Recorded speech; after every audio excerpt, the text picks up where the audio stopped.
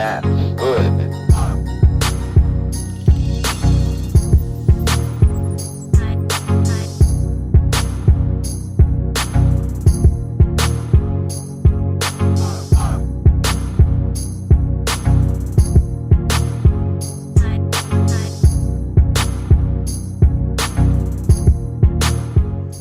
All right, let's get going for tonight. So I'm gonna try to get some odds and ends done. I just double dropped y'all a video tonight. It is Wednesday night. We're double backed up. I've got another Comet video you haven't seen, so I don't even know what night you're gonna see this one. So it is 9:19 and the Turbo John live chat starts at 9:30. So I'm gonna try to get some stuff done before then. So I took advice on there and put the hose clamp on this. So the little barb piece inside there is about where my fingernail's at. So I pulled up on this off of camera with two hands and it's not coming off. So all we got left to do is secure this in. So I'm gonna use some super glue and stick it down in there. Basically, we're gonna put super glue on the outside of this housing, not on the end and not inside the ring. If you put it inside the ring, then when you slip this down in there, it could push some up inside the hole, potentially clogging it up or something. So we're gonna make sure we get it on the outside. So as it pushes it in there, it stays on the outside. But what we're gonna do first, before we put that piece in there, because in the paint world, the collision world, the anything world, pretty much, things don't like to stick to slick stuff. Pops right off. So we're gonna take some old sandpaper I got here. I think it's like 80 grit. I don't even know what it is. Doesn't matter. Just get you some old sandpaper and we're just gonna rough this up, you know, a little bit. That way the super glue has something to bite into. So it should bite into there and then it should bite into the rubber also. And hopefully that will be good enough. We'll let it dry and then we'll give it a tug test later. If this doesn't work and if this comes out, then what we will do is we will move on to a panel bond product that I have at the shop. So we'll make sure we give this thing a really good sturdy tug test. And I really feel like that this is going to be the ticket. This is going to hold it in there good. Maybe I'll go ahead and put a hose clamp on that one too, just for the heck of it. Why not? Somebody's probably going to comment and say I should have. So we've got a whole Harbor Freight assortment of them. So why not, right? So let me get some super glue on this. Let me get this thing scuffed up and then we'll move on to the next thing that we're going to do tonight. All right, so put the double clamp on there. You can see the wet super glue around the top. You can actually see where the line doesn't have a gloss on it, right? I'm trying to get it to focus. Right there outside of it anyway, because I sanded about up to there. So I pushed this line down probably into here. No, yeah, my guess is gonna be somewhere in here. Put the super glue on the outside of the tube beforehand, pushed it in there, put the hose clamp on there towards the end. Put it towards the end and not here because you're more likely to squeeze and collapse the rubber hose here than you are in the center, in my theory. So, dude, I think that's solid, y'all. And then, of course, it goes into the push lock on that side. So I do not worry about that coming out of that side. So I think we're good. I don't think this thing is going to blow off. I don't think we should have any worry or concern about it. And I think that it can go into the car. So now that that's done, we're going to look this over and see what else needs to be done. I'm not really trying to get too heavily involved. Let's see here. We did the wheel studs. They needed to be tightened up, so they're done. What else? I think that's it. I think I'll probably put the wheel back on because I'm tired of doing that. And then right before we take the car out, that spins nice and free. Brakes don't drag or nothing. Shimmed it all with the washers like you're supposed to. But right before we take the car out, we will probably go through here at the shop when we get together, nut and bolt the whole car, go through at the shop and just check all the wheel bearings and all that good stuff. Check these upper ball joints, these cheap things. Want to back out. I want to change them with some nicer ones, but we're not going to keep upgrading stuff right now. We're going to try to get this car running. So let me see what else I want to do tonight. I kind of want to put this front end back on, but I still have to address this tank not having a brace. So we're going to attempt to take this flat stock and see if we can just simply bend this up like I just bent that end and make it brace back, because the problem is that all of these little bars get in the way to really attach anything. So let's see here. So we about that angle, and I'm gonna mark it right here and then go to the vise, bend that, and then cut it and see if we can like nutsert it, basically, so that it will be able to just bolt in. All right, so we're back out here. It is Friday afternoon. I'm feeling pretty good about electrical today, so I got the boxes out. Something just moved me today and was like, dude, this weekend, no race trailer. It's still at the tire place. Just left it there all week. We'll get it next week. And I was like, this weekend, let's focus on some wiring, man. Let's try to keep our head straight. Let's not bounce on nothing else. Let's focus on some wiring. I can't make no promises, but I would love to get the rear tail lights working, turn signals working, turn switch wired in, Holly dash turning on the dash, couple relays mounted maybe. Like, I'm just really gonna dive into this thing. Just shot a buddy of mine on Facebook, Tom, a message about the water pump to confirm I need to run it off a relay. I'm like, I feel like 100% sure that the thing needs to be run off of a relay due to the voltage and not ran directly off the Holly ECU, but I could be completely wrong. Pretty sure I need a relay. I'm gonna dive back into the ignition. The ignition has never been finalized. It was finalized once and it was completely changed. So the push button to start it, all of that. I'm gonna try to wrap my head around all of this stuff this weekend and see how much I can get done on this thing. So we're going to dive right into the interior and start just going down the list. This is like the hardest thing for me to do. This is the thing I dread and put off the most, and normally I just try to avoid it and try to do other things on the checklist, basically hoping that the whole car will get done and all that will be left is wiring and I can just pay somebody or figure it out. But I feel good. I feel good. Something's moving me about the wiring this weekend. So that's what we're gonna try to do as long as I can handle it until I get frustrated and I'm ready to quit. So needs to go back to the shop, like I said, for torque converter, all the transmission issues.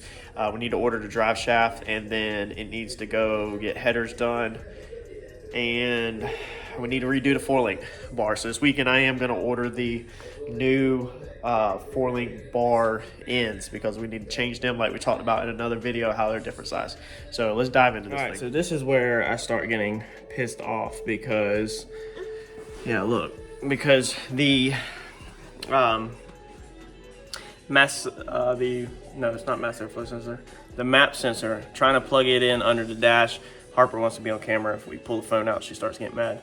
So trying to plug it in, and y'all had said that, you know, I should change over to the other one that's like threaded in, and I said that I don't want to spend the money to replace this thing, being I already ordered it, and I swear I paid like $100 for this thing from Holly, but I was probably wrong. Anyway, I got to put it in the car. The stupid plug won't even plug in. So let me show y'all this crap real fast. So I mounted everything up, go to plug it in, and I don't know if you can tell, the pins aren't even centered. So you can like see on this one how it's riding against the edge. That one's against the edge. That one's against the edge. Like, they're not even centered. I mean, and if you try to take a flathead screwdriver and center them, then they literally just go right back. Like, they don't hold at all. They move around in there. So when you go to try to plug this thing in, it just don't go in because the pins are not lining up with the other pins. So I felt my temperature rising very fast. I actually had to go bump the AC down 1 degree in here because I was starting to get boiling hot, where I felt like I was going to go get the hammer.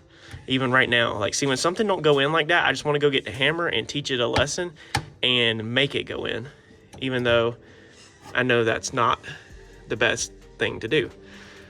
So I'm gonna go back to that video, some that y'all recommended. I guess I'm gonna go look them up, see how bad the price is on them, and then I guess we will be rewiring this junk and replacing all of this.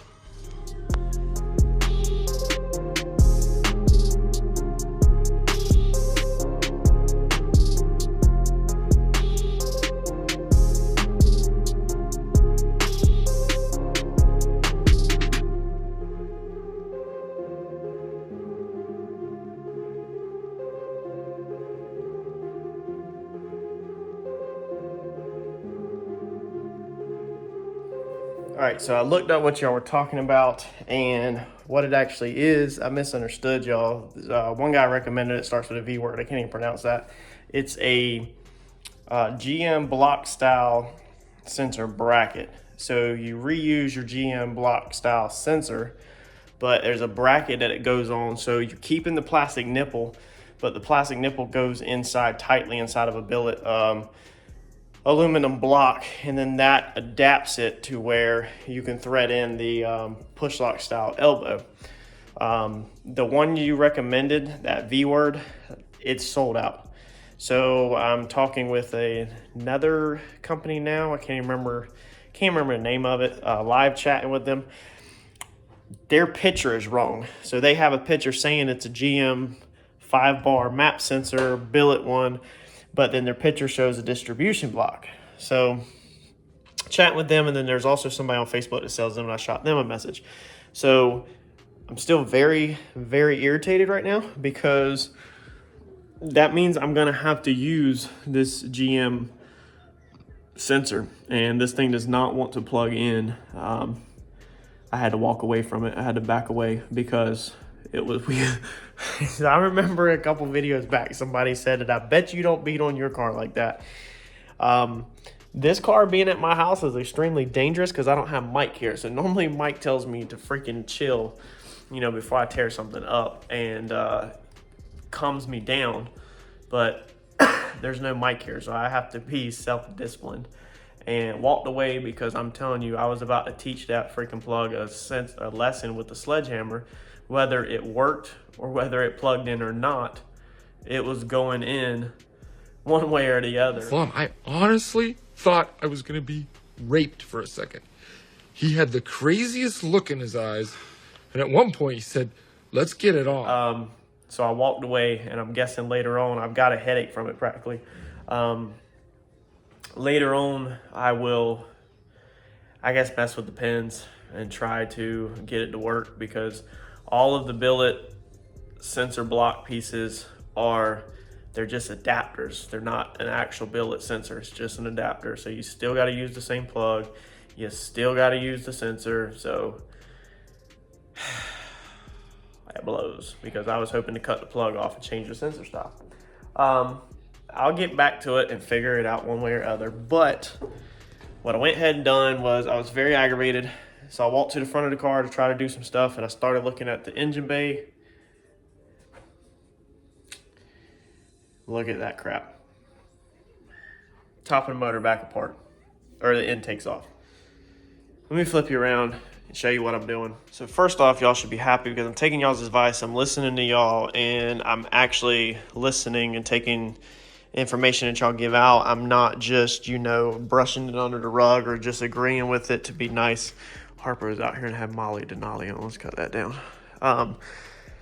So y'all were really worried about the rubber lines, and yeah, I decided to pull it out, get rid of this rubber line. So we are going, I already have the adapters and everything, so we're going to flip it over and change it from where, you know, the rubber line screws into to a push lock style. So you have one push lock that goes out of there. We're going to take that nipple off the distribution block, because right now it has that nipple on there, right there. So we're going to take that one off and change that to a push lock style. That way the intake is push lock. Man, that was a lot for me to cough up and do, because I am so sick of doing stuff twice. I come out here today with a good mindset, thinking that I'm going to get some stuff done. And here I am an hour and a half later, and extremely aggravated, and still don't really have much done. So I did install the little wire and block things. I'll have to show y'all that in a minute. Yeah, so let's flip this over and change this out. All right, so we put our push lock connector in here. How y'all like this? I'm telling y'all, I'm no different than y'all, man. I just, actually, some of y'all are probably better than me in 100 million ways. I still do it slightly redneck, rubber fuel line, bolt threaded in there, stupid tight. None of this is gonna come out. Caps on this, just using what I got laying around. You know, I didn't order correct plugs for this because it's on the bottom and you'll never see it besides now when I'm showing everybody, because I have nothing to hide. The threads on these, I can go ahead and tell you if anybody is wondering, you want to order some, it's some weird British threads. We talked about it in another video when I opened this, but this is going to be like some British thread, and then this adapts it to a 1/8 NPT so that you can run the 1/8 NPT push lock connectors. I think I searched for the push locks within that thread size that the Holley gives out, but I couldn't find nothing. So I'm not going to turn that way towards the back firewall because I want to be able to take the intake off. So we're going to crank this forward, I'm thinking, create like a service loop, and then it'll go back into the distribution block. That way when you go to lift it up, you have a little slack that you can get the Holley intake up and out until you can push this, unlock thing. So while this is out, I'm going to go ahead and run the lines because I think I want to go under the intakes. I'm going to go ahead and run the one for the blow-off valve and the fuel pressure regulator and run them back to the block and plug them in. And I got to go ahead and put another push lock fitting in the block. So, all right, so we got them lines ran, did it nice and neat where they are ran all together. Zip tied them, doubled them up. Come up here. I like zip ties when you're running stuff side by side because it keeps everything organized. I know some people absolutely hate zip ties, but I just like how you keep them lines laying all together and they're not flopping all over the place. So then it comes off right here into the fuel pressure regulator, and that nipple must be designed for this kind of line because it pushes on like perfect. It pushes on tight enough where it slightly bulges it out, but where it's, really snug. So that must be what it's for. I've got it where it runs all down through there, snakes down through there nice and neat, loops up, and then comes up like that into the blow-off valve. So got that done. See here, I didn't have any other issues with this. I put the push lock fitting in that one. Had this line left over from when I cut the blow-off valve, cut it a little long, so I'm gonna use this. This will be fine. It'll go over there enough to basically unbolt the intake, scoot it forward a little, unhook the push lock, and then take it out. I think it should go in fine, decent enough. Man, boy, tell y'all what, I really hate doing things twice, but I can go ahead and tell you that, dude, I don't know, the wiring, I got a headache now from just the little brush of an encounter we had earlier in the car. And I'm really not feeling it. So I think I'm gonna still work on tail lights, turn signals, get the headlights back working, basically get the body side of everything working. I've done that once, I can do it again. And I really think I'm gonna pay my offer still stands 100% until the car is wired, that I will trade a paint job for wiring. So I look up to y'all that know what you're doing. But I started thinking about it and I was like, okay, well, let's just start with the basics and let's hook up the ignition switch. And then I was like, holy crap, where does the power come from for the ignition? Does that come straight from the battery, or does that, actually, yes, it has to come straight from the battery, and it goes to the ignition switch. Ignition switch goes to the starter, but then I think the starter has like maybe a signal wire or something. See, that's where I start getting lost. So just the basics, the most basics, I was like, you know what? I quit. I already quit. I quit. So later on, I'm going to do the body side, tail lights, headlights, finish wrapping that up because I've already started that. I think I'm gonna move on to installing the interior lights where they're on a switch, that 12 volt, just turning lights on and off is super easy. I can handle all that. And then I will move on to, I'm gonna order some relays because I know I need the water pump on a relay. So I'm gonna just go ahead and order 3. I made that carbon panel under the dash where it will hold 3 relays just in case. And I made that other thing inside the, put it inside the center console. Let me show you. So we got a blanket down just to cover all this stuff up to protect it. Put these in the center console. You've got your, whatever that has to do with trans braking, and you got these pieces for your 5 volt. I did talk to Turbo John. This is gonna be for 5 volt reference. So you'll be able to just run one wire into this and then branch them out of this to all the sensors. That's how he said he had done Randy's car, so I put them there. That one's gonna be a ground block. So everything will be nice and simple to get to inside there, and then we can just run stuff out the bottom. And then up underneath there with the carbon panel, I went ahead and put nutserts in it so we can hang relays up there to keep all the relays kind of in one spot. I know there's a relay over there on that for that, but that's for the body harness. We really don't even need that one. But yeah, I guess I'm gonna just move on to this weekend trying to figure out turn signals and lights and interior lighting, and I just need to leave the freaking drivetrain wiring alone. The Holley dash is pretty simple. It's only a couple wires, so I will go ahead and run the wires to get the Holley dash tied to the ECU and to get it where I think it just powers on. So I probably will go ahead and get it where when we turn the power on, the ECU comes on and the dash comes on. I think I can handle that. But then like actually hooking stuff up, and you got the trans brake, the bump, the buttons on there. I'm gonna go ahead and do Deutsch connectors on the wiring for the steering wheel. I am gonna go ahead and do that. So I'm gonna just come through some more simpler stuff because I am just thinking about it, I get overwhelmed with the wiring. So offer still stands. You want your race car painted? You want to wire a race car? Let's talk. All right, so somehow I got it all back together. I can tell you one thing is I'm really learning how to take this thing on and off very efficiently and quickly. So I guess that is the positive side to it, is knowing how to do it when you're in a situation and having plenty of practice, even though I hope to not need all of this practice ever. So just put these back on here so they're not flopping around. Yeah, so I've got a headache, and I have I think I've had enough aggravation for this afternoon, so we're gonna take a break, maybe go cut the grass. It's like blazing hot, 100 degrees outside, and get through dinner, and then maybe come back out here tonight and figure out what's next.